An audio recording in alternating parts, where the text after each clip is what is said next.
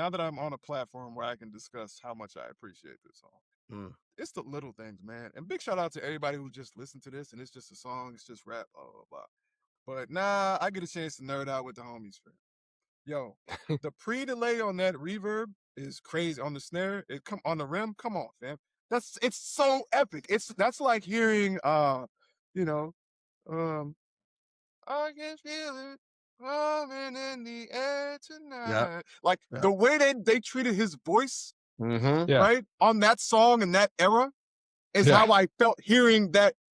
What is that? You know what I'm saying? Right. That was epic. And then the loop of the Yo, fact that was not just like a random thing, though, that was actually in the loop, crazy. You know what I'm saying? Like crazy, fam. Like I'm trying to tell y'all, to be doing that in 90 whatever is crazy. You know what I'm saying? Yeah. Because here's the thing. If this album comes out in, it's what I always say about these albums. If the album comes out in 96, they was working on it in 95, which like people look at these years and it's like, yeah, but the year it came out ain't the year you did it. Not in the 90s, bro. You might have been, I don't know the recording schedule, but in some of these situations, you might have been working on songs for 2 years before they were this in 1994. You know what I mean? Fucking mind-boggling, bro.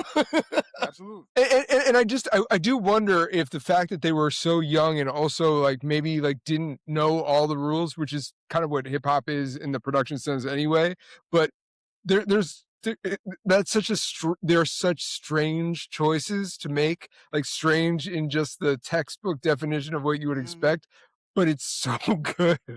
It's so good. And I think Elevated is mesmerizing to me. It is, bro. It is. This is what I'm saying. Like, I don't remember where I was on every time I've heard one of my favorite songs. I will never forget the Pajama Jam I was at when I heard this. I felt like the room was spinning. What's happening? Where are we at? What is this sound? I don't understand what's happening. It is one of the most unique rap songs I've ever heard in my life. Still to this day, as an MC, I don't know how I would react to that beat. What is that? What am I doing? Like, and I hear the way Andre starts that verse, and I'm going, yeah, I would never come up with anything good for this. Like, this is too like, well, I would be sitting in fucking awe, just staring like, what do you, because it's too strange. Like, it's just so different.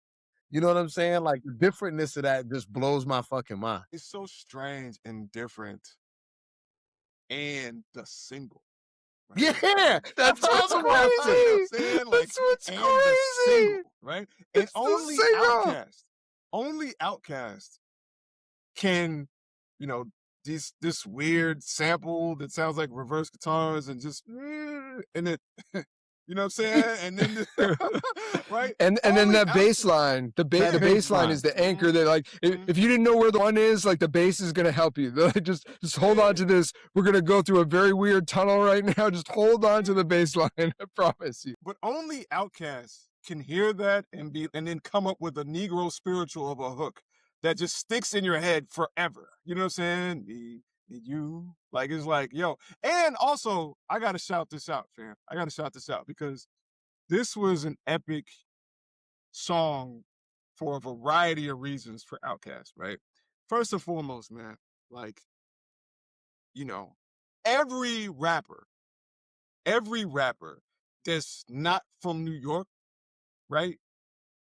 Every rapper that's not from New York wants to talk about where they from and then make it like a thing that like people know where I'm from. They know certain streets because I named them. They know certain neighborhoods because I introduced it to them. You know what I'm saying? I believe it's called putting on for your city is what the colloquialism is. Absolutely, right? Yes. But like to say, the Dandelion, like to, saying to like shout out specific places, specific streets, the way back in the day when we listening to New York rap, right? Like we knew Bed-Stuy, we knew 125th, and we knew Lenox, you know what I'm saying, off of Big L. We knew all of that stuff. And then going to the West Coast, we knew Watts, right? We knew all of these stuff, right? And then honestly, even you know, Diamond District, right? The whole premise of Diamond District was like, yo, we want to do that for where we're from, right? Every rapper wants to do that.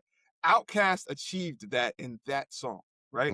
Because the whole world, the way, like you just said, MidaZ, the way he started it off, this epic song that everyone would remember for the rest of their life, he started off mentioning very specific things about where they were from and their specific, you know, journey. And then, you know, before we knew it, we had millions of people across the world, you know, singing about neighborhood, you know, like, you know, places. And it was amazing. Was it the first single off of this album? Was it the lead single? Yeah. I don't, you know, I was in Hawaii, so I don't know. It was? It absolutely was. Here on the mainland, we can tell you all about it. It was, yeah, it was great. It has longevity. It's crazy. I think about this from when it came out. I also think about, I want to say it was like the season finale of Atlanta season 1. They played this in the end credits, and it was like a hair standing up on your arms moment because it was like so perfect.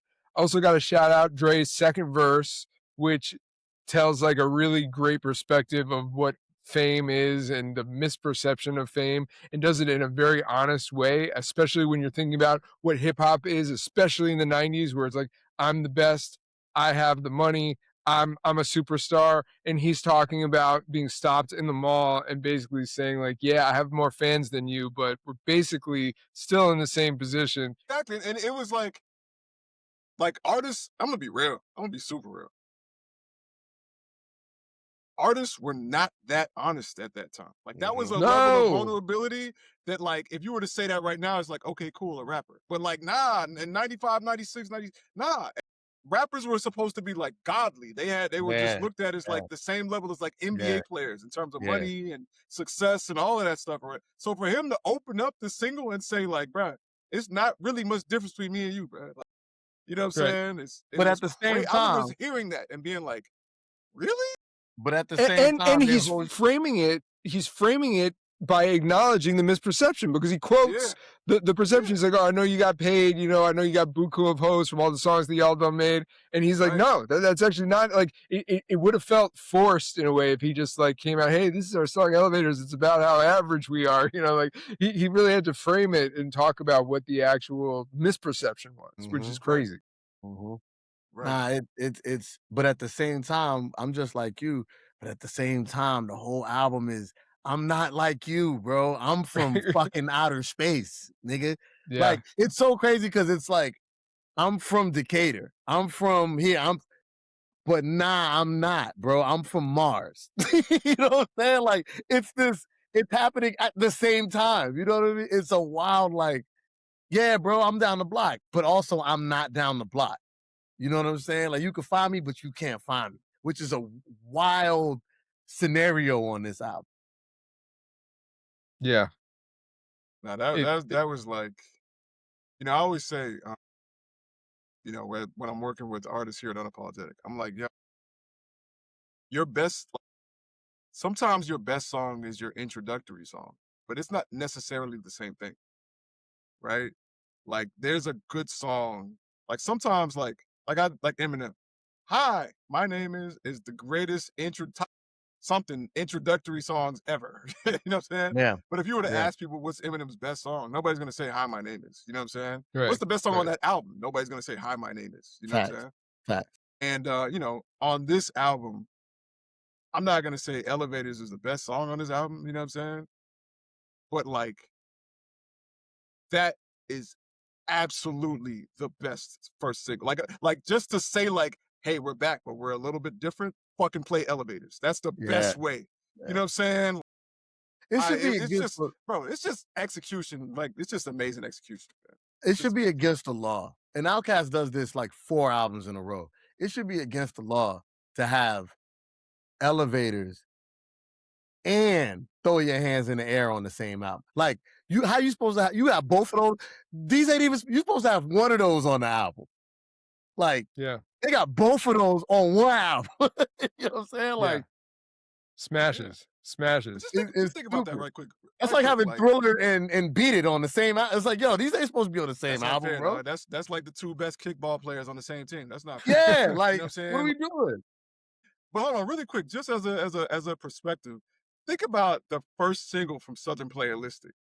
Southern Playalistic, Cadillac, and they just pimps and they got you know 6 foes or whatever, you know what I'm saying, and they just out in ATL or whatever, you know what I'm saying. Think about that versus they first single off their second album. Yeah.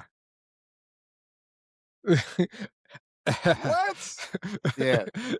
Hey, you know what? You know what might happen? You know what might happen when you think about that? You may die. Damn. Sean? Yeah, that was good. That was really good. I'm working on my Seanisms. I'm working on it. I respect it.